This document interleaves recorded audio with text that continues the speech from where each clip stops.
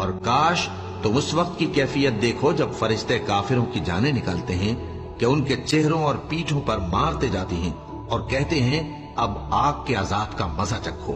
یہ ان اعمال کی سزا ہے جو تمہارے ہاتھوں نے آگے بھیجی ہیں، اور یہ جان رکھو کہ اللہ بندوں پر ظلم نہیں کرتا۔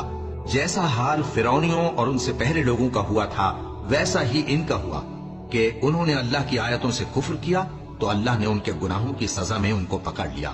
بے شک اللہ زبردست ہے، سخت عذاب دینے والا ہے۔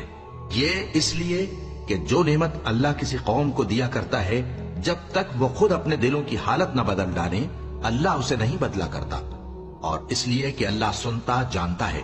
جیسا حال فرعونیوں اور ان سے پہلے لوگوں کا ہوا تھا ویسا ہی ان کا ہوا۔ انہوں نے اپنے پروردگار کی آیتوں کو جھٹلایا تو ہم نے ان کو ان کے گناہوں کے سبب ہلاک کر ڈالا اور فرعونیوں کو ڈبو دیا، اور وہ سب ظالم تھے۔